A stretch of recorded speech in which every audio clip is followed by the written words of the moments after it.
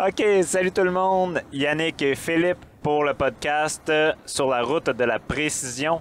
Aujourd'hui, pour un public averti, on est sur le Red Bull post-match pro de 2 jours à Sheepdog. On est sur la route du retour. On est en train de boire notre Red Bull en même temps.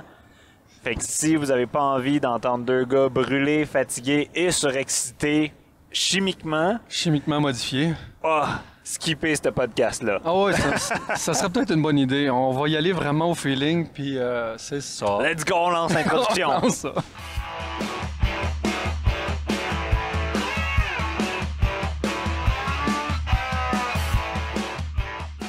OK, fait que de retour de Sheepdog, comme on a dit, ben écoute, on est sur la route du retour. Par quoi on commence, Phil? Ben, initialement, on est parti vendredi. Ouais. Vendredi matin, on est parti quand même tôt. Le but était que faut se rendre là-bas, il fallait comme s'enregistrer. Il y avait moyen de pratiquer, de vérifier un peu nos guns avant, prendre possession du matchbook, des choses comme ça. Les matchs pro, tu sais, pour ceux qui sont pas au courant, le jour 1 sert de journée de pratique puis d'enregistrement. Ouais. Fait que le vendredi, on fait juste se pointer, on s'enregistre. Tu peux zéroter, tu peux tirer, confirmer tes drops plus loin. Si tu veux aller jouer sur les props, il faut que tu payes, mais comme un accès au range. Mais tu as l'option de le faire. La compétition commence juste le samedi, finalement. Ouais, exact. Fait que, ouais.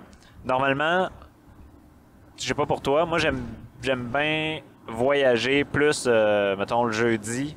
Arriver le jeudi soir, puis comme ça, tu te lèves le vendredi, relax, frais dispo, tu vas faire ton tir. Le Sheepdog, c'est proche. Ouais, vu que c'est proche, on parle d'environ 4 heures de route pour nous. Ouais, pour toi. 5 heures, là. Moi, je suis un peu plus mettons proche. 4 heures plus douane, 4 heures et demie à partir de chez vous, ouais. Fait qu'à aux douanes, ça se passe bien puis tout, c'est une chose. Là, il est arrivé de quoi de particulier ce coup-là? Ouais, on a eu Peux-tu en parler? Ben, on a eu... tu sais, je sais pas quand est-ce qu'on va nous autres, relâcher on est pas 3 le jours podcast. là-dessus, ouais. Mais il y a eu le gros bug informatique là, de Microsoft la nuit du jeudi au vendredi. Fait que le vendredi matin, quand on est arrivé pour passer à la douane, c'était paqueté parce que les ordinateurs des douanes fonctionnaient pas. Fait que ça nous a pris au moins 2h30. On avait calculé 2h30 réussir à traverser. Fait que nous qui pensions être là, genre midi, 1h, on était partis vraiment tôt. Ouais, il fallait qu'il fasse toute la paperasse à mi-temps, puis il marchait juste à un cubicule d'inspection. Il n'y avait rien qui marchait. Le process marchait pas. Même le Nexus était fermé. Ouais. Fait que... ça refoulait. C'était assez l'enfer. Puis il y avait une couple de cons qui traversaient tout le monde, puis à la dernière seconde, ils coupaient pour rentrer, fait que ça aidait pas. C'est le trash drette là qui commence. Là, les épais, là... c'était chiant. Quand il y a un line-up de 60 chars, en arrière du line-up, t'as le guts d'aller couper 42 chars en avant, puis de skipper à gauche, puis de t'ostiner avec un autobus voyageur par 4 fois. Tu sais, oui, il faut avoir des couilles, parquée parce que l'autobus le laissait pas passer, puis il la klaxonnait, puis elle est sortie de son char pour aller genre se pogner avec le chauffeur. C'est toi qui es en tort. T'es à douane dans ton char, recule, va-t'en en arrière. Ça fait 2 heures qu'on est là, nous autres aussi. Ça s'essaye, là, ça s'essaye. Oh my God. Puis c'est comme faire un... je vais être poli, là. Un doigt d'honneur à tout le monde qui te regarde, parce que dans le fond, tout le monde est stationnaire, là. Allez, on change de sujet, là, avant qu'on pogne les nerfs. Mais bref, on a passé... on a réussi à passer les douanes. On a passé les douanes, on est arrivé fin d'après-midi, mais on a quand même eu 1 heure de pratique. On est arrivé quand même plus vite. On a roulé un peu vite, mais on est arrivé avant, une bonne heure avant qui ferme le range. On a eu le temps de faire ce qu'on avait besoin de faire. On a bouffé tout le lousse qu'on s'était donné, puis on a fait le nécessaire, puis that's it, ça a fait la job. Ah ouais. On peut parler, avant de tomber justement sur la compétition du samedi, on peut parler vite de Sheepdog pour ceux qui connaissent pas. Le Sheepdog Warrior, c'est un range dans l'État de New York. C'est le seul dans l'État de New York qui fait des matchs pro, puis un des rares du New England. On avait déjà eu Alderbrook il y a 2 ans. L'année passée, Sheep ont commencé. Fait que là, cette année, c'est leur 2e. Qu'est-ce que tu fais à appuyer ces boutons de son? Il essaie de muter pour prendre du Red Bull en cachette, puis il appuie ses boutons de tir. Étienne n'est pas là, c'est ça qui arrive. Ouais. Fait que Bon, là, tu m'as fait perdre mes affaires. Tu parlais, tu faisais une description de Sheepdog. C'est ça. Qui est dans l'État de New York. Match, ouais, que c'est Mike Lombardi, le match director là-bas, qui a tout organisé. Cool. Hallucinant. Comme toujours, ces matchs sont vraiment sa coche, super bien organisés. Si ça serait pas d'une squad qui était un peu plus lente, ça aurait vraiment été parfait. Mais bon, c'est vraiment pas un gros, c'est vraiment pas un gros enjeu. Puis range qui est quand même, je veux dire, limité. Contrairement à ce qu'on est, on est habitué de tirer du quasiment 180 degrés maintenant, là, des gros ranges larges. Beaucoup de pannes, là, tu sais. Ouais. Sheepdog est fait vraiment sur une colonne. Ils l'ont quand même agrandi beaucoup l'année passée en largeur, mais quand même, c'est quand même une grosse colonne dans laquelle on tire dans la même direction. Là, maintenant, ce qu'il peut faire pour tout ce qui est probablement 500, ben, quoi qu'ils ont découpé des arbres, parce qu'on a tiré d'en haut à 1 kilomètre. Oui, ils ont créé des tranchées, fait qu'ils ont rajouté de l'angle pour permettre des angles de tir différents. Ben, ils ont élargi. Ouais, ils ont élargi le range, puis là, ils ont comme coupé au travers du bois. Fait que là, on est capable. En tout cas, j'ai trouvé que c'était vraiment bien. On est capable. L'année passée, je pense qu'on était limité quand on tirait de la nouvelle partie en haut. On était limité à comme le range de 400-500. Mais là, ils ont recoupé au travers dans la forêt, dans le bois. Fait qu'on a une vue sur 1 kilomètre. Fait que ça, c'est quand même bien. Mais le nombre de degrés change pas énormément. Non. Mais les vents à Sheepdog peuvent être traîtres.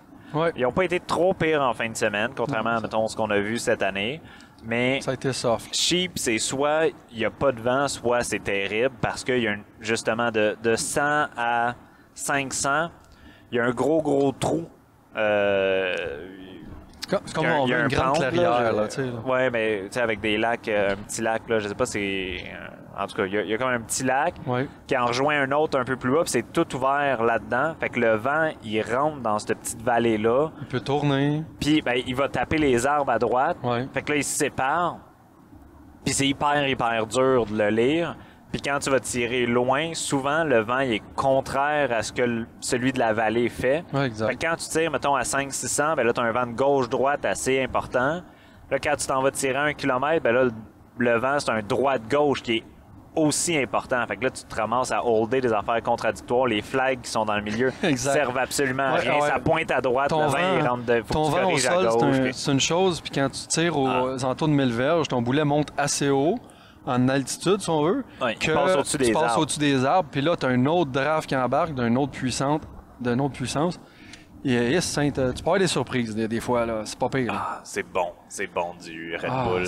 Ça fait des années que j'ai pas bu ça. Hein. Oui, il faut le dire, hein, ça fait plusieurs années. Moi, j'en dormirais J'avais pas, comme c'est sûr. arrêté, j'en prenais pas gros. C'était pas bon. C'était pas bon dans le sens que, c'est ça, on parle, puis on n'arrête pas. On va-tu faire un podcast vraiment je pense qu'on va faire. Je pense qu'on va faire comme 4-5 podcasts. Là, on va voir comment ça va. Fait que là, on a parlé. Ça, c'était ta parenthèse, l'intro de la description de Sheepdog, mais c'est une bonne description. Puis honnêtement, on était combien de tireurs en fin de semaine? On était 14 par squad sur 10 squads. Fait qu'on va être comme 140 probablement. Ça, mais oui, non, un peu moins que ça. J'entends de 120. Je vais checker ça dans pas longtemps. Entre 120 et 140, parce qu'il y avait des squads de 14. Fait qu'on va dire entre 120 et 140. C'est pas tellement important le nombre exact, là. Yep. Mais, écoute, tu sais, match, moi, je le trouve vraiment extraordinaire. Pour vrai, Mike, pour organiser ces trucs. Avec le range qu'ils ont, tu sais, que je trouve qui est quand même limité, ils arrivent à faire des trucs extraordinaires, des ranges, tu sais, des stages short range mélangés avec des stages long range. Puis il y a eu beaucoup de long range, j'ai trouvé en fin de semaine aussi. Oui, quand même. Fait que non, vraiment, moi j'adore ça. Puis c'est pas trop loin en plus pour nous de descendre. C'est probablement le range le plus proche du Québec qui fait des pro matchs après Alderbrook. Fait que bref. Ça fait le tour. As-tu d'autres choses à dire sur Sheep? Non, on va continuer à parler indirectement de tout ça avec... la fin de semaine qu'on a faite. Quand même, on a fait 2 jours avec 18 stages. Match pro. Qui a commencé le samedi matin. Ah, fait qu'on était juste 9 squats. On était 9 squats de 14. J'ai checké, là, on était 118. Ah, tu vois, 120. Ouais, c'est bon. On était direct à ça. Ce qui était un match complet pour eux. Ce qui est une très, très bonne chose parce que faut pas prendre pour acquis que les matchs vont tout le temps être là. C'est pas compliqué. Si le monde participe pas, les sponsorships embarquent pas, le monde s'inscrit pas, puis c'est une roue qui tourne. Ouais, puis, tu sais, Mike, Ouais, là, je dis Mike, mais tu sais, il y a aussi le propriétaire du terrain où est-ce que le range est. Tu sais, l'année passée, ils ont mis beaucoup d'argent justement pour l'élargissement. Puis ils ont vraiment payé cher. Fait que je sais que l'année passée, il y avait sold out aussi, mais à perte. T'sais, dans le sens où ils ont mis plus d'argent pour upgrader le range que ce qui est rentré au match. Fait que, ça a permis le range d'évoluer. Mais ça l'a permis le range d'évoluer. Fait que là, avec cette année, exact. Cette année, je sais pas. J'imagine qu'ils arrivent, ils ont remboursé leur dette de l'année passée.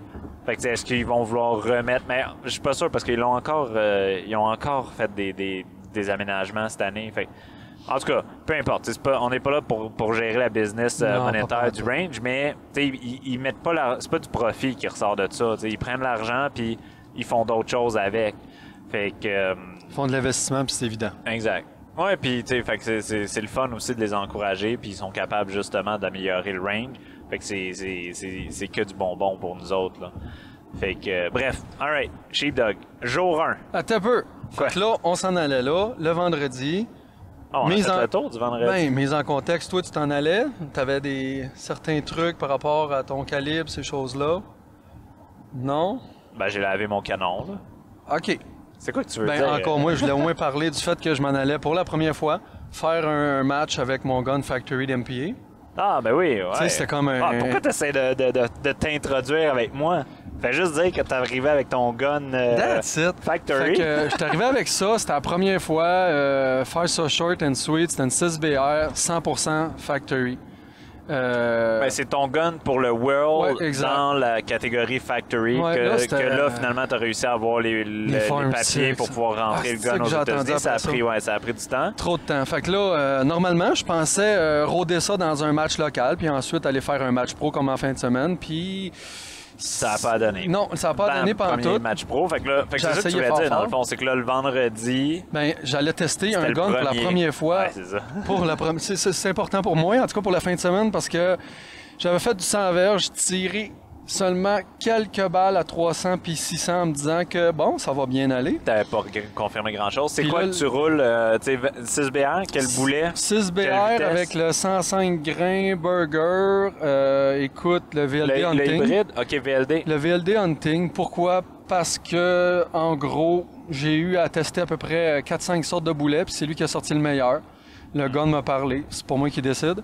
Puis la vitesse, une belle vitesse en BR, que j'ai 2 BR à date, puis les deux, c'est aux alentours de 2800, c'est tout le temps un sweet spot. Ouais. Puis on y allait avec ça. Fait que moi, j'y allais avec ça, puis les premières fois, là, je pouvais valider la balistique, le fonctionnement du Kestrel, le feeling du gun à longue distance, un paquet de choses, puis un peu de pratique sur des barricades. Puis voir comment ça se comportait, c'était très encourageant. Puis là, on s'en allait pour le samedi avec ça. Ouais. Toi, t'es avec ton calibre habituel. Ouais, mais en même temps, ouais, j'avais ma 22 BR, mais je suis revenu aux 95 grains. Parce que là, sont revenus disponibles, les 95 grains Sierra. Puis, après une coupe de tests sur le calibre, je sais que j'en parlais dans le podcast avec Paul, que c'est pas un calibre que je recommande. Puis tu sais, c'est le meilleur exemple. Là, j'explosais des boulets de plus en plus. Là, j'arrive à une load qui le fait pas, mais je roule à 2600 pieds secondes. Fait que tu sais, je le disais aux gars en fin de semaine, puis tout le monde capotait. Vraiment. Je suis 300 pieds secondes plus lent que ce que j'étais avant avec mes 88 grains. Fait que le monde capote, mais je veux dire, le gun, il pin, c'est incroyable. Puis une fois qu'il est seté, je veux dire, il va hyper bien. Fait que j'étais comme, oui, c'est ça que je roule. T'sais. Plus tard, on va voir. T'en parles là, puis ça me fait penser à ça, que c'est un super bel exemple que la vitesse, c'est pas tout ce qui compte parce que il s'est passé des belles choses en fin de semaine. Ouais. Puis t'avais pas la balistique sur papier pour tout casser, tu sais. Mais c'est plus ou moins vrai. Le BC des 95 grains est tellement élevé que même en roulant à 2600 pieds secondes, tu sais, dans le vent, puis on l'a vu, toi puis moi, tu sais, dans le vent, j'étais aussi performant que toi. On avait pratiquement les mêmes win calls, tu sais, puis avec tous les autres gars, mais si t'avais le choix, tu roulais bien plus vite. Ben oui. Fait que là, t'étais forcé de descendre. J'avais des problèmes avec le calibre en tant que tel. Fait que t'as mieux quelque chose de fiable, mais qui fonctionne. Exact. Puis, De quoi de consent. c'est ça. Puis là, bon, je veux dire, c'est des problèmes de twist. C'est 100% à moi. Il y aurait moyen que je roule plus vite si je modifierais mes twists, puis etc., etc. Mais, bah, écoute, je suis là. Fait que c'était à l'autre que j'ai roulé en fin de semaine. Bon, allez, go. Assez parlé. Il faudrait qu'on commence à parler du match en tant que tel. Samedi comment ça s'est matin, passé? Ouais, samedi. c'était une journée de 9 stages. Les 2 jours, c'était 9 stages. Ouais. Fait que on peut... On va les passer un par un, mais tu sais, on va, juste pour que le monde, mettons, pour que tout le monde sache c'était quoi, puis ceux qui ont des choses plus intéressantes ou spécifiques, tu sais, on passera dessus. Les autres, on va passer vite, fait que ça, on passera pas 1 heure à jaser de stage, là. Ce serait assez plate. Non, on va faire plus de Red Bull. Bon, allez, go. Nous, on a commencé squad de 5, stage numéro 1. Fait qu'on on est parti dans l'ordre, c'était le fun. Fait que stage 1. Monsieur. Le stage numéro 1, c'était un stage avec des barils. Il y avait 5 barils. Oui, il me semble. Oui, c'est ça. Il y avait 5 barils. Puis, tu avais 5 targets là-dedans. Puis, en gros, on pourrait dire que tu choisissais l'ordre des barils n'était pas important. Les barils étaient pas... Aucun était placé dans la même position. Ouais. Il y en avait sur le côté, sur le camp, sur le haut. Puis, il y en avait un en particulier qui était marqué dans le matchbook. Il avait fait exprès. Il l'avait monté d'une espèce de... Un gros frame en métal duquel il avait coupé comme 2 pattes. Ouais. Fait que... C'était... Il était pour instable. Il était fait pour bouger. Oh ouais. Il bougeait facilement de 2-3 pouces. Oui, exact. Fait que c'est ça. Il avait coupé les pattes des coins opposés sur sa table d'à peu près ça, 2 ou 3 pouces. Fait que quand tu y touchais, il bougeait. C'était du pied boiteux. Il tenait flush sur l'équilibre. Là. Fait que puis il avait bien placé justement ces tonneaux pour que le monde qui aurait voulu rouler des trépieds ait un peu de difficulté. Ouais, parce exact. que il y en a un qui avait mis justement en angle, fait que je veux dire 45 degrés, non même un peu plus smooth que ça, fait que mettons 30 degrés vers l'avant, mais il était long. Ouais. Puis si tu essayais de mettre ton gun, mettons tu roules un trépied, si tu essayais de mettre le devant de ton gun plus proche de toi pour atteindre la crosse puis le trépied, ben tu clairais pas le devant du baril avec ton canon. Tirer dans le baril. Fait que ça, puis je suis même pas sûr que tu pouvais tirer. D'après moi, le canon t'empêchait même de mettre le gun là. Puis si tu le mettais plus en avant, ben là t'avais plus beaucoup d'espace en arrière. Fait que c'était faisable, mais il fallait que tu prennes du temps pour le faire. Plus, bon, il y avait le wobbly baril bleu qui était fait pour ça aussi. Fait que il était bien réfléchi, le stage. Honnêtement, le wobbly, il était moins pire que ce que je m'attendais. À partir du moment où tu le regardais, puis tu comprenais... Ben, en tout cas, moi c'est le même que je l'ai compris. Quand tu le laissais en équilibre, la patte avant, du coin avant-gauche, elle avait tendance à aller s'accoter. Okay. Fait que son point d'équilibre était plus en avant qu'en arrière. Puis la plupart des gars, ce qu'ils faisaient, c'était, par réflexe, ils allaient mettre le poids par en arrière, puis ils perdaient un peu sur l'équilibre, les pires, ils se mettaient dans le milieu, puis les autres, il y avait toute la misère du monde. Moi, j'ai roulé le trépied. J'avais pris plus mon temps, mais j'ai roulé le trépied, puis j'ai mis mon bag complètement sur le coin avant-gauche. Fait que tout le poids du gun, qui est quand même un 20 que cleave, était sur la patte qui était la plus proche du sol, finalement. Puis ça a accoté le baril là, puis finalement, il n'y avait pas de différence entre lui et les autres. OK, ben c'est ça. T'as bien saisi le projet, là. Ouais, je me souviens plus ce que j'avais eu, mais j'avais eu... Ah ben, tu le vois, tu l'as, là. J'ai fait un set. Ouais, c'était pas... J'avais quand même eu de la misère. Ah, mais oui, mais c'était ma drop qui était off. Ça, je m'en rappelle. Ouais. Oui, parce que j'avais eu un set, mais toutes mes misses, ils étaient hauts de comme 0.1, 0.2. T'étais tous... t'as marqué une note, tous 0.1 down. Ouais. Ah, down? Ouais. Oui, je m'en rappelle, parce que là, je compensais, mais je tirais le haut des targets. Fait que, tu sais, la première balle... que tu misses 0.1 down, tu dis, bah, ben, tu sais, c'est moi qui est pas stable sur le trépied. Commence le match, là. Tu sais, ouais, c'est ça. Tu sais, ok, c'est moi. Deuxième balle, 0.1 down, qui met ce target. Ah, ok, wow. C'est le gun. Fait que là, après ça, tu sais, je compensais justement mon 0.1, puis là, j'étais correct, j'y étais tout, puis j'ai eu un miss dans le vent, mais, je veux dire, là, j'ai figuré, j'étais allé, ça, je m'en rappelle, en tout cas, on en parlera après, c'est mes problèmes du matin, là, mais, ouais, moi, c'est le même que je l'avais adressé. T'as-tu quelque chose à rajouter sur... Ouais, je vais juste dire ça de même, je l'ai éclairé. Tu l'avais cleané? C'était assez long comme commentaire. T'avais-tu roulé un trépied, toi? Oui, je trippe pas sur le trépied. Là, je vais peut-être avoir un peu plus de fun, là, parce qu'en tout cas, faire une histoire courte, je suis plus pro-bag. Tu sais, j'ai le côté old school. Le trépied, c'est le fun, mais en tout cas. Mais exceptionnellement, j'ai commencé ma journée avec ça, parce que justement, là, je voyais ça venir de loin, là, Parce que, tu sais, on parle ici de position de 400 verges à 930 verges sur des barils. Tout angle confondu quasiment.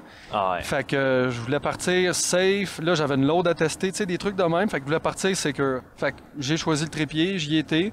Mais tu parlais du baril que t'as super bien. T'as parti, t'as bien géré ça. Moi, à ce bout-là, j'ai un petit clin d'œil là-dessus, là, c'est drôle.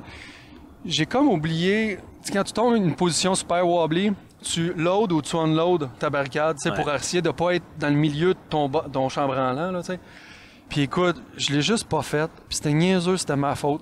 Mais je l'ai tiré en me timant la shot au trépied. Tu sais, une chance que le trépied était là au bag, ça aurait été... Je l'aurais loadé pareil. Mais j'ai comme oublié, puis j'ai tellement tiré canté, le dernier tir, là, c'était ridicule, mais je l'ai eu, j'ai cleané. Mais ce genre de choses, tu dis, OK, je le fais plus de même. Ouais, c'est quand même un bon score, là, pour... oui, c'est ça. Tu commences avec un clean, c'était un 10 rounds. Bon, ben tu le prends, hein? Ah ouais, non, c'est sûr. Fait que, tu vois, moi, c'est ça. Moi j'avais des problèmes avec mon élévation. Fait que je suis retourné au zéro. Parce que mon zéro du matin, il était élevé. Fait que j'avais descendu justement de 0.1. OK. Puis là, tu vois, là, j'ai mis 7.1. Fait que j'avais morzéroté. Ah, mon zéro avait shifté entre mon zérotage. Puis là, j'étais rendu 0.1 bas. Fait que là, je m'étais remonté de 0.1.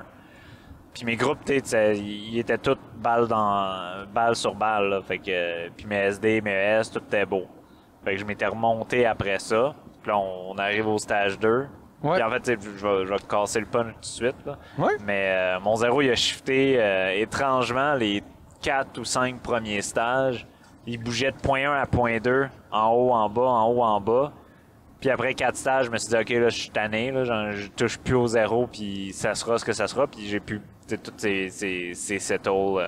ça s'est replacé. Tout s'est placé tout seul après. Au début, je te voyais aller, là, tu sais, c'était pas constant, là. Il se passait des choses, là. C'était comme, oh, quand est-ce que ça va se stabiliser, cette Des fois, c'était au-dessus, des fois, c'était en dessous des targets, puis ouais, j'ai perdu beaucoup de points, beaucoup de points là-dessus. J'avais jamais vu quelqu'un retourner autant un zéro. Parce que t'avais besoin de le faire. C'était pas une bonne affaire. Puis en même temps, j'étais habitué de te voir tirer. Puis là, je voyais que ça allait pas bien. Puis là, Caroline, ça va nous mener où cette histoire-là? Ouais. Mais ça s'est bien terminé. Fait que. Là, on poursuit avec le stage 2. Le Nightfall Skill Stage. La nouvelle version. La nouvelle version avec 2 targets puis 5 positions. Ouais. Mais pour le reste, c'était ça. Skill Stage habituel. Ça, c'est bien fait. Ouais, on peut parler brièvement, mais... tu vas en parler de quoi? Le monde, ils savent c'est quoi la nouvelle version. Bon. That's it. Stage numéro 3, celui-là, c'était... Faut que... J'avais pas de note celui-là. Ça va bien. C'était sur un spool. C'était comme un troop line sur un spool. Ah ouais. C'était une position, puis tu engageais des targets de 591 verges à 968 verges. Ouais. Troop line standard, 2 balles par... exact. Ouais, en montant. All right. Parfait pour ça. Pour ça, je disais, c'est correct. C'est standard. Ils ont des questions, ils poseront. Fait que stage numéro 4. Parce qu'en même temps, c'est le fun de parler de 20 stages, de 18 stages, mais... c'est la même chose, le monde qui a déjà vu un spool, ils savent c'est quoi. Ouais. Tirer loin, ils savent c'est quoi. On skip. Stage numéro 4, il appelait ça... les pointes en bois, non? Les pole dancers. Oui, c'était comme des poteaux d'Hydro-Québec, si on veut. Des poteaux électriques, des poteaux en bois. Là, puis là, il fallait tirer des pointes de ces... C'est comme un accident de 45 pieds, mais qui ont laissé là. Puis là, il y avait des marques peinturées. Ouais. C'était cool parce que des fois, il fallait que tu rentres dans la barricade, il fallait que tu ressortes. C'est ça. Celle-là, il te force à un jeu de pied. Tu un gars veut rouler un trépied, t'oublies ça. C'est comme un barrage de castor. Il y a des fois, t'es 2 mètres en avant de la props, puis t'es enjambé par-dessus un des troncs. Puis moi, c'est une props que j'aime bien. C'est stable. Elle est super solide, elle est stable, puis t'es obligé de faire attention à où tu mets tes pieds quand tu te déplaces d'un point à l'autre. Mais... Tu réussis bien à aller chercher 2 à 3 points d'appui supplémentaires des fois, là, pendant que t'es où dedans. Là. Non, c'est une bonne... Ça fait partie des trucs. Là. Ouais, c'est une belle C'est un beau stage. C'était beaucoup de mouvements à 720 verges. Ensuite, un seul target. Ouais. Un seul target, beaucoup de mouvements. Fait que c'est ça, ça varie d'un stage à l'autre selon les skills que le MD cherche à aller chercher. Là, chez après ça, le stage 5, qu'est-ce qu'on avait eu? C'était un stage que la particularité, bon, il est simple pour ça, il était prône. Il y avait comme une plaque de confirmation, puis un fameux rack. Ce rack-là, il n'y a pas grand monde qui l'aime. C'est un rack qui met à 816 C'est une espèce de KYL, mais la première est vraiment large et haute. La deuxième est, mettons, comme une tête un peu, là, fait qu'elle est mince et haute. La troisième est juste tout petite. C'est comme des flat bars. Ouais. La quatrième, c'est une flat bar horizontale qui fait à peu près 0.1 de hauteur, mais elle fait peut-être 0.6 de large. Puis la cinquième, c'est l'inverse. Ça fait 0.1 de largeur et 0.6 de hauteur. Il y en a une qui atteste ta dope, l'autre atteste ton wind call. Ouais. Puis ça pardonne pas. C'est vraiment infernal. Puis on avait un confirmation target. Fait que c'était, tu tires ce KYL-là, on va appeler ça comme ça. Puis après ça, tu tires le confirmation. KYL, confirmation, tout prone. Le but, justement, c'est des fois en 2 shots de te faire perdre ton wind call. Tu sais, de pas juste engager sur le travail. Le rack est tellement mince sur tous les angles que tu n'as aucune marge d'erreur. Ta drop est 0.1 off, ben ça marche pas. Puis je veux dire, moi, j'ai perdu full point là-dessus parce que justement, ma drop marchait pas. T'sais. OK, pour le stage 5. On est rendu au stage 6. Le stage 6, le Red Bull est embarqué. On parle ici de grosses roches.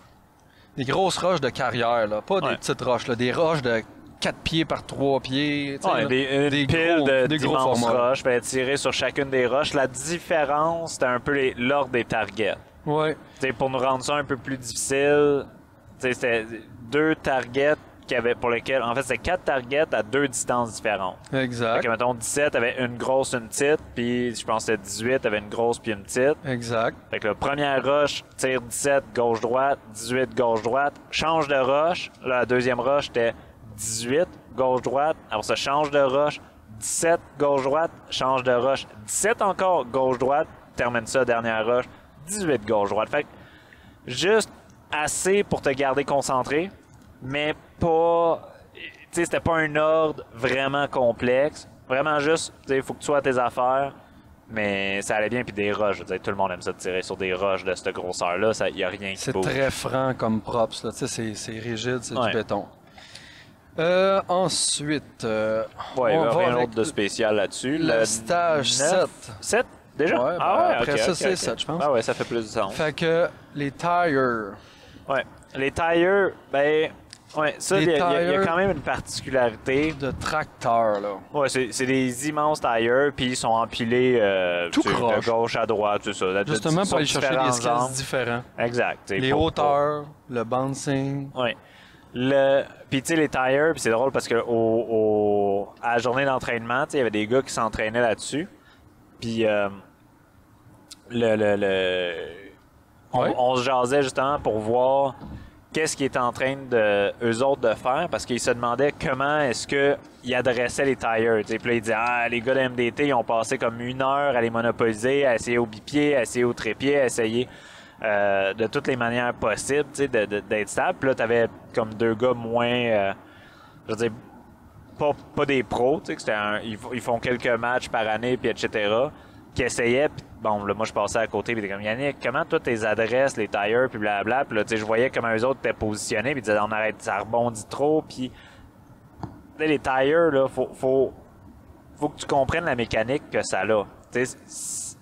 Il y a des gros, tu sais, outre les traits d'extérieur, à l'intérieur, il y a des couches de, comment t'appelles ça? Des couches de wire d'acier, là. Ouais, d'acier. Ouais, c'est ça, des wires d'acier à l'intérieur. Puis ça, c'est relativement solide, contrairement au rubber en tant que tel.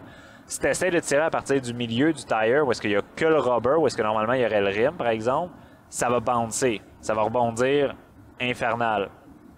Puis, plus tu t'approches des threads, puis où est-ce qu'à l'intérieur des threads, justement, tu as les lignes de métal, plus c'est solide. Puis les gars, mettons, ben c'est ça. Bon, la première des choses, je leur ai dit, plus tu tires vers l'intérieur, plus ça va wobbler, c'est terrible. J'ai dit, l'extérieur des tires, si tu vas te mettre sur les threads à la place de, mettons, d'un valley, je vais dire ça comme ça, là, tu sais, t'as les creux du tire, t'as les coches. Si tu te mets dans les creux du tire, c'est beaucoup moins rigide que sur les trails en tant que tel. T'as beaucoup moins de matériel. Là. Fait que juste ça, c'est une immense différence. Si tu veux aller vite parce que, mettons, tu as 5-6 positions avec 2-3 targets à chacune, il faut que tu bouges, ben mets ton vague sur les threads, c'est là que tu vas avoir le plus de solidité. Parce que c'est ça que c'est là que c'est fait le plus solide, puis c'est là qu'il y a le plus de contact avec le sol aussi, en règle générale. Fait que c'était juste un tips pour le monde qui écoute. Là, si tu tires sur des tires, mets-toi toujours le plus proche possible des threads. C'est la partie qui va être la plus solide, puis qui va le moins rebondir au moment où tu vas avoir du recoil qui va passer au travers de ton bag. Fait que c'est quand même... bref. C'est ça, c'est juste un bon résumé que je leur ai donné, puis les gars, après ça, ils ont continué à le pratiquer, puis ils sont venus me voir après, ils m'ont dit « Ah, ça fait une méchante différence versus n'importe où, tu sais. » Fait que c'était ça pour le stage des stage 7. Ouais, good. Le stage 8, on a... C'était... Ah oui. La croix. On a bâti notre arbre de Noël en acier. Ouais. Dans le fond, c'est pas vraiment un arbre de Noël, parce qu'un arbre de Noël, c'est un sapin. Ça me fait penser un peu à un homme de bois, mais la version métallique, là, comme en Kung Fu, whatever. En gros, vous imaginez un poteau, un axe central avec plein de barres dans toutes les directions. Des barres latérales, mais pas nécessairement comme un soudé droit. C'est voulu que ça fasse travailler. Il y en a à 45 degrés. Il y en a à 45 il y en a degrés. des ronds, il y en a des carrés. Tout est là pour te faire travailler avec ton bag, parce qu'il y a des moments où c'est que tu coinces vers l'axe central, il y a d'autres moments où tu es expulsé, tu vas slider en droit si tu tiens pas comme il faut. Fait que faut que tu aies différents skills là, pour réussir à, contrôler ta position, puis 2, stabiliser tout ça.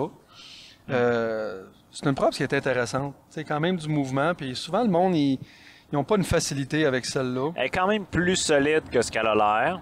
Ouais, quand tu la regardes, tu te dis ça va être l'enfer, être en équilibre là-dessus. Puis c'est quand même pas aussi pire. Puis tu sais, il y a les poteaux qui pointent vers l'arrière aussi. Fait que ça t'empêche, admettons, d'emmener juste un trépied puis juste de faire les gauche à droite. Là. Tu peux pas rouler un trépied là-dessus. Ben, on n'a jamais essayé, là, mais je me vois vraiment mal essayer.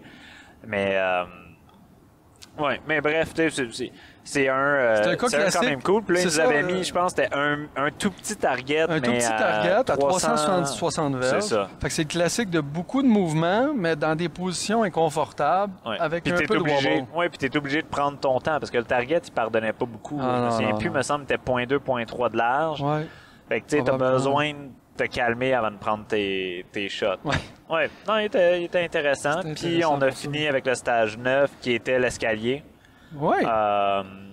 Puis là, on dit escalier, mais c'est pas un escalier normal. C'est genre un peu un escalier qui monte vers un deck. Carrément comme un deck pour un patio, là. Ouais, exactement. Des vraies marches avec des vraies hauteurs de 9 pouces, avec des vraies planches, là. Ouais, mais les planches dépassent des côtés, puis c'est un peu là qu'on a tiré. Dépasse à gauche, dépasse à droite, du patio en tant que tel, puis après ça,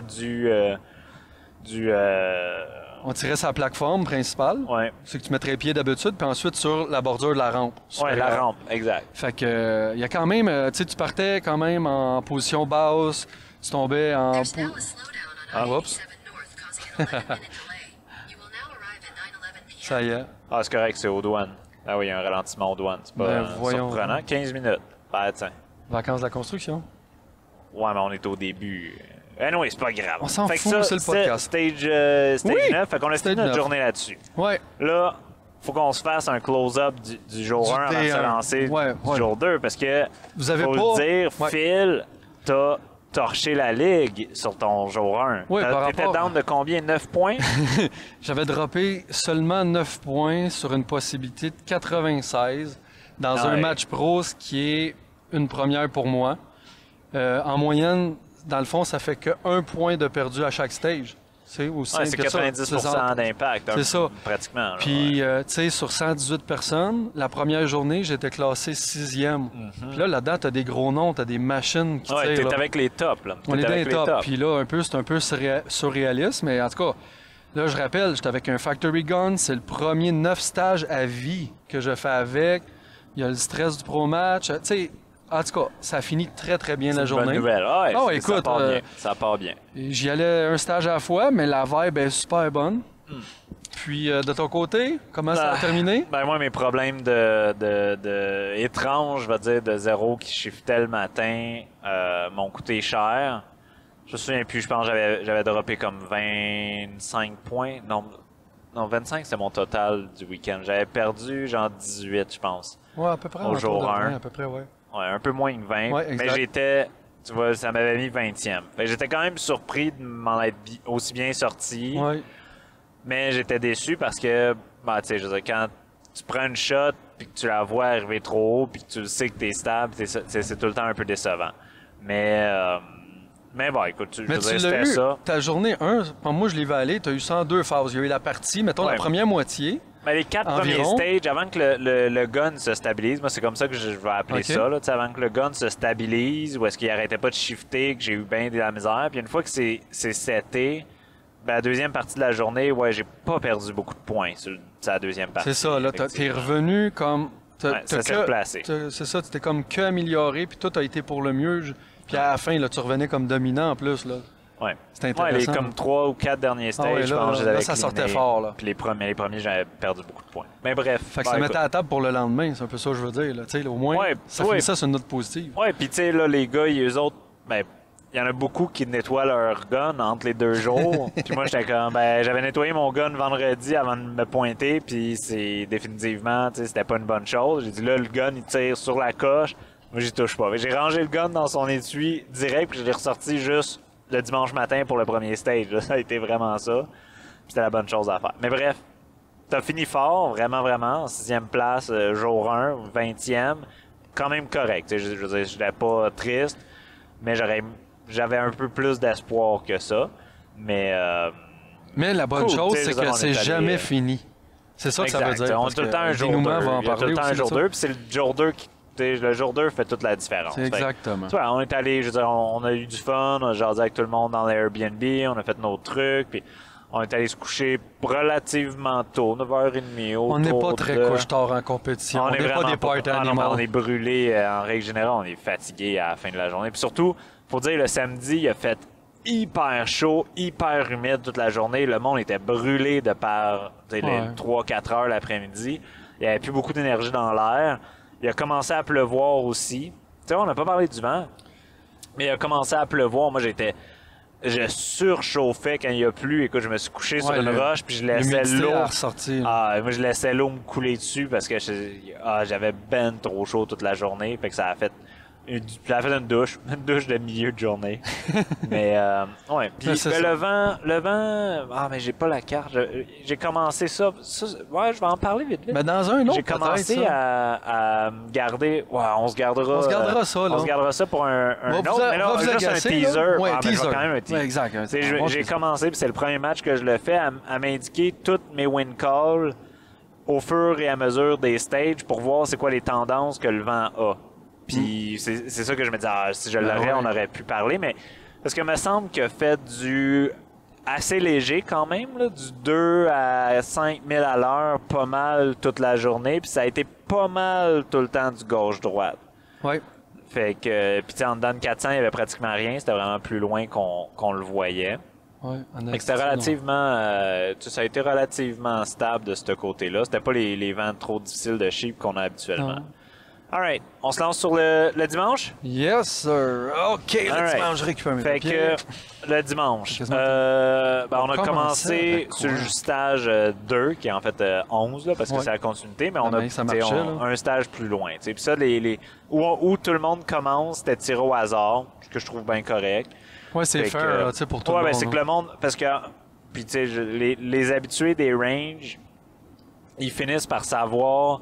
Les stages long range, c'est genre de 1 à 4. Fait que moi, je me mets dans squad 1 pour tirer les stages long range le matin tôt parce qu'en règle générale, il y a moins de vent le matin. Mettons, exact. Fait que là, maintenant, en faisant tirer, ben ça a enlevé le fait qu'il y ait des gens qui essayent d'aller dans des squads spécifiques pour des stages spécifiques. Fait que c'est laissé au hasard. Je trouve que c'est bien correct. C'est une bonne chose. Fait qu'on partait au stage 11 qui était le AccuTac Firmware. Écoute, c'est un truc...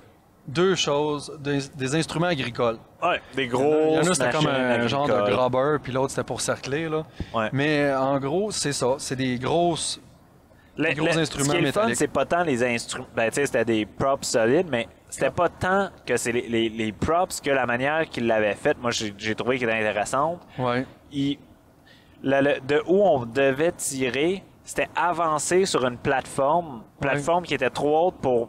Ben, trop basse si on embarquait dessus, trop haute si tu voulais, admettons, t'agenouiller derrière. T'étais trop loin de ton gun. Fait que t'étais obligé d'être dans une position debout, mais hyper accroupi. C'était la seule manière de pouvoir le tirer. Puis vu, c'était 6 positions avec des changements réguliers de position, plusieurs cibles. Fait que il y avait moyen, mettons, d'emmener un pump pillow et d'essayer de se squeezer ça, mais le temps que tu perds, il y en a beaucoup qui time out, même sans ça. Fait que j'ai trouvé que la prop c'était intéressante parce qu'elle obligeait les gens à tirer dans une position que, en règle générale, on évite. C'est la hauteur parfaite pour être à genoux. Mais là, tu peux pas être à genoux. Il faut absolument que tu sois demi-debout. Fait que ça a forcé les gens à travailler tirer plus fort. Exact. Puis ça, je trouve ça cool qu'on arrive encore en PRS à faire des props dans ce style-là. En tout cas, moi je trouve ça. Je trouve ça vraiment, vraiment le fun. Puis le match director, il l'a mis de cette manière-là exactement pour ça. Parce que justement, lui, il tire en PRS. Il est très actif, Mike Lombardi, depuis longtemps. Puis, il sait aussi comment les tireurs vont plus avoir des difficultés ou pas. Exact. Ensuite, le stage numéro 12, qui était un trailer, le trash trailer qu'il appelait. Bon, lui est simple, je pense qu'on va passer vite dessus. Ouais. Mais c'était mais il y avait une un trailer celle-là, pour lequel il fallait se coucher. On commence à prendre. Ouais. Et la particularité que je voulais apporter, c'était l'angle de travail. C'est que, mettons, tu prenais une shot au niveau, couché prendre, et l'autre est environ à 10-15 degrés dans le top de la montagne. Oui, parce qu'il faut dire, on l'a pas dit tantôt, mais tu sais, Sheepdog, c'est au ras d'une montagne. Fait que les cibles, plus tu tires loin, plus ils montent en angle. Constamment. Puis à 1 km, c'est une bonne step. C'est une bonne step. C'est la place pour tester si tu connais bien tes ajustements de bipied d'avance. Oui, ajustement de bipied, puis dans toute New England, c'est jouer cette avec place-là. le bag, effectivement. Parce que là, puis tu l'as bien dit, on tirait un target dans le bas, puis après ça, il fallait monter un gros angle vers le haut. Après ça, on changeait de position, on tirait les targets dans le bas, on revenait sur la plateforme, tirait en haut, en bas. Là, en tout cas, je me souviens pas là, mais c'était quand même un petit challenge là-dessus, mais il s'est bien passé. Exact. Ensuite, le stage numéro 13, on avait... le stop and gate. Ouais. Fait que ça, c'était un gros tronc d'arbre coupé, qui était assez solide. Une grosse on tirait de ça, puis après ça, on allait tirer un cattle gate standard. Classique, ouais. Normalement, puis ça vaut je pense qu'on peut en parler. Normalement, un cattle gate, c'est... Tout le monde le tire avec un trépied en arrière. En tout cas, il est bien aimé pour ça. C'est hyper populaire parce que, je pense que c'est la props qui s'y prête le mieux. Tu fais juste descendre. Entre ça puis une échelle, même, c'est mieux qu'une échelle parce que c'est plus large. Fait que tu peux suivre l'angle même de ta patte de trépied en descendant. T'as même pas besoin de toucher le trépied quand t'es habitué. Puis pour ceux qui veulent commencer à faire du trépied, là, c'est une bonne pratique, là. C'est probablement c'est la props qui est faite pour tirer avec un trépied. Ça se patente bien avec des manches en dans notre squad, puis on avait quand même beaucoup de très, très bons tireurs dans la squad. Il n'y a personne qui a utilisé le trépied. Exact. Tout le monde l'a roulé au bag pour 2 raisons. Bon, la première, il y avait une transition qui était assez longue. Il y avait quoi, je veux dire... Pas loin de 20 pieds, là. Ouais, c'est ça, je m'en allais dire, comme 7 mètres à peu près. Entre le tronc d'arbre et la cattle gate. Et ils ont mis entre les deux la props de toutes les bio samedi. Fait, le déraillement de bois, là, c'était là. Fait que si tu veux traverser ça avec le trépied, puis c'est tout à fait faisable de traverser avec le trépied, mais tu vas l'accrocher à gauche puis à droite. Ça, c'était la première raison, le mouvement. La deuxième plus grosse raison, c'est que les targets, une fois la cattle gate, étaient assez gros. Ils étaient assez gros, puis la cattle gate était solide, elle était plantée dans le sol. Fait qu'au final, il n'y a personne qui a été désavantagé. La majorité du monde l'ont cleané aussi, dans les temps. Fait que j'étais quand même surpris que personne n'utilise le trépied. Moi, j'avais hésité.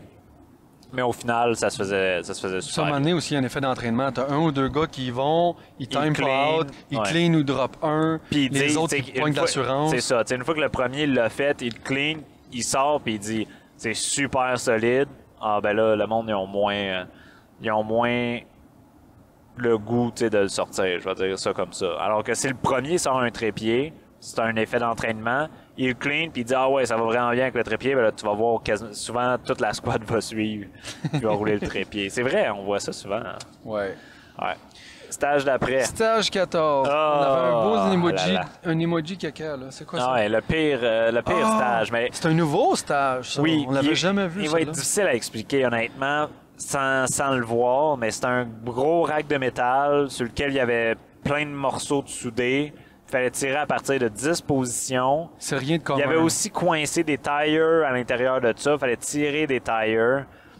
Puis honnêtement, il y avait au moins 4 positions sur les 10 qui donnaient beaucoup de wobble. Ah ouais, plus vraiment, que ce qui était attendu. Puis les tires, c'était le pire du lot. La squad d'avant, on était arrivé parce qu'on avait fini le stage avant... on avait fini le stage avant qu'eux aient terminé, dans le fond. Fait qu'on est arrivé finalement dans leur cul. Puis, on les a vus tirer. Fait que là, on leur a demandé comment vous l'avez fait, puis etc. Puis tout le monde était comme, les tires, c'est l'enfer. On a essayé de double back, on a essayé plein de choses, puis personne n'avait trouvé une manière de tirer stable. C'était le festival du time-out, là. C'était le festival du time-out, puis des miss, 1 mills, 2 mills, à gauche, en haut, en bas, à droite, ça tirait partout. C'était l'enfer. Fait qu'on voyait bien que ça allait être un stage difficile. Là. Je pense que la moyenne du squad avant nous, qui était quand même des bons tireurs, c'était 5 ou 6. Ouais. Fait que... là, tu sais que ça va être plus complexe. Tu sais que ça va être difficile. Tu sais que ça va être difficile quand tu vois des bons tireurs avoir de la misère. Mais... je veux dire, ça a été l'enfer pour nous autres aussi. Ben, toi, tu l'as cleané. Fait que t'as pas vraiment à chialer. Non, j'ai pas cleané ce stage. Tu l'as pas cleané? Je sais que j'ai timé out au moins pour une. Ah, puis t'as probablement miss un autre. Non, j'ai droppé au moins 2-3 points faciles, là. Moi, la seule affaire que je suis fier sur celle-là, parce que moi aussi, j'ai timé out. Puis je time out sur un stage, c'est parce que c'était vraiment la bouette. Ah ouais. Parce que c'est rare. Ah, c'est rare que je time out. Mais j'ai double bagué les tires. Ça, c'était impressionnant parce que... Tu l'as filmé? Au bip, oui, je l'ai filmé. Ça s'en va sur YouTube. Je sais pas où je vais le mettre. C'était fresh, ça. J'ai lancé le premier bag.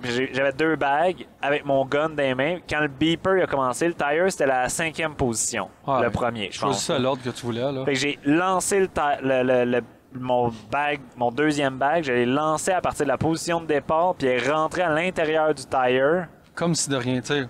Oui, comme un jeu de poche. Comme à la maison, rentré, il est allé se placer. Là, j'ai tiré mes 3-4 autres positions. Puis pour ça, j'étais arrivé par-dessus mon bag, parce que le bag est venu remplir le trou. Le creux. Le creux du tire.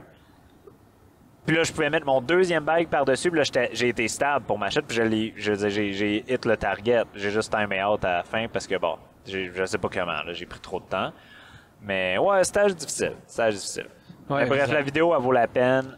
Ouais, ça va être cool à regarder. Ça, j'ai hâte de voir ça. Je me rappelle juste, quand je l'ai lancé, j'ai entendu toute la squad faire comme « Oh! Ouais. Moi, j'ai vu la face des gars. T'as comme impressionné environ 12 gars d'une shot avec la petite passe de lancer le bag. Mais j'étais le premier à faire le double bag. Parce que les autres, justement, parce que la squad d'avant avait dit « Ah, ça avait pas marché, personne ne voulait le faire. » Moi, j'étais comme « Il n'y a aucun autre moyen, c'est sûr. Je vais l'essayer quand même. » Fait que bref, le monde voulait voir comment j'allais faire.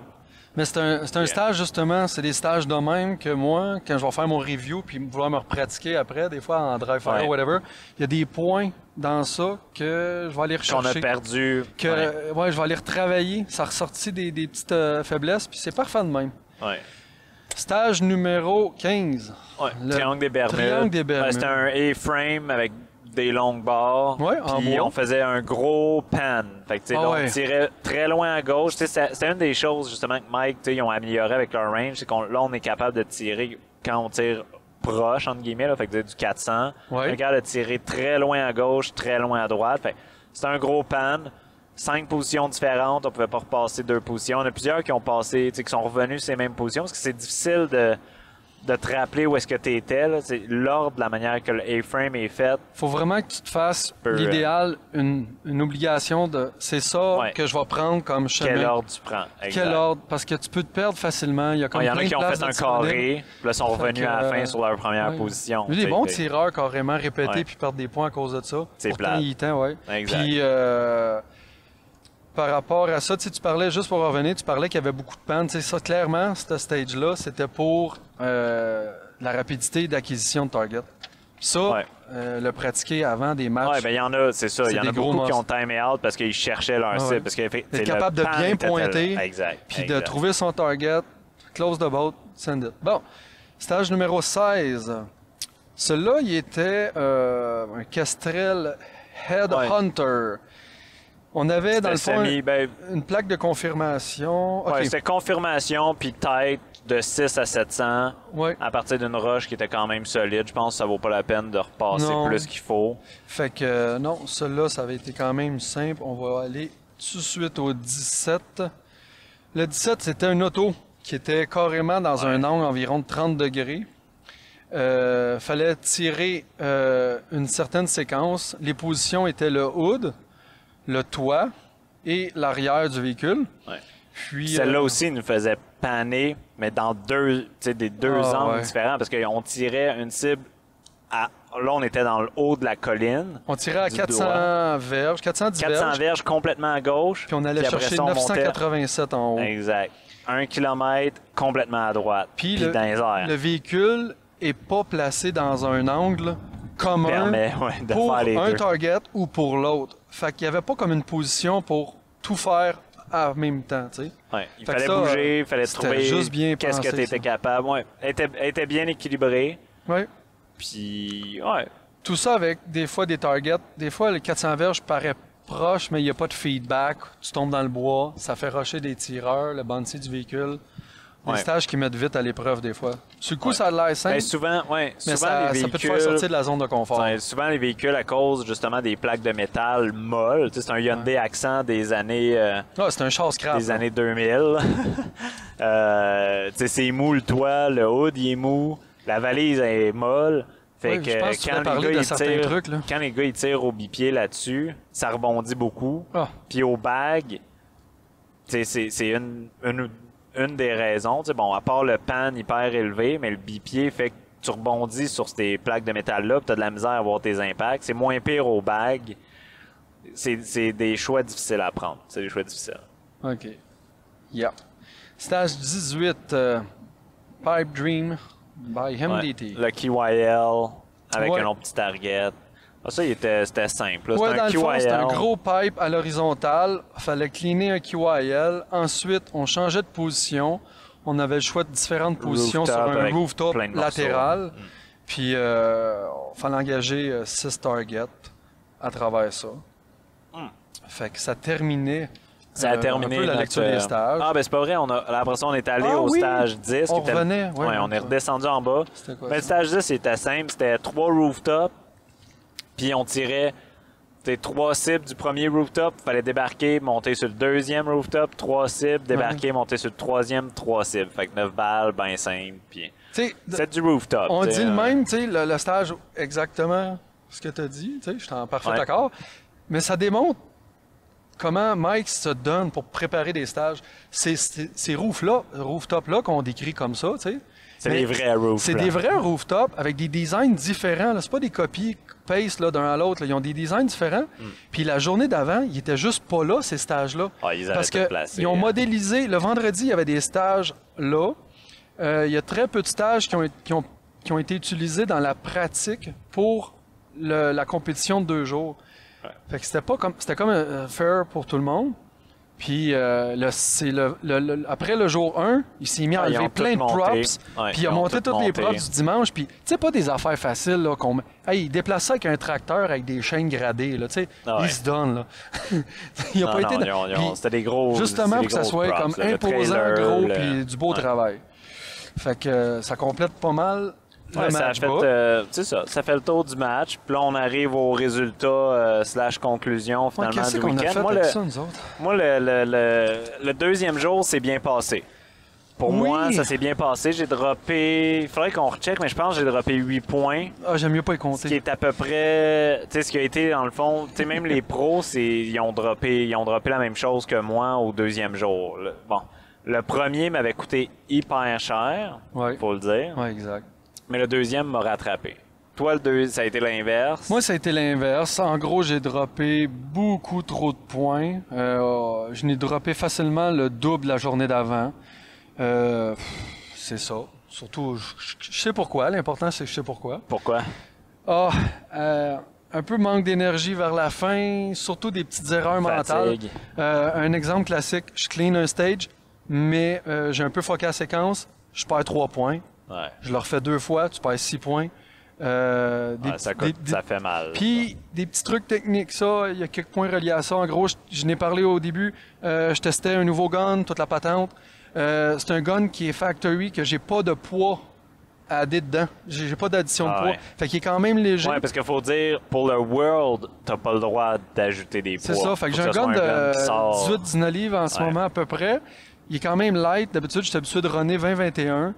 Puis même si juste en 6 BR, il y a certaines positions qu'à un moment donné, quand tu essaies d'un peu de tricher, tu sais, t'as pas le choix, là. Tu rushes, t'as le chrono, t'es en positionnel, faut que ça tire. Puis là, je découvre comment me comporter avec le gun. C'est un apprentissage. Puis là, j'ai appris que ça m'a coûté quelques points, ça aussi. Ouais. Mais au final...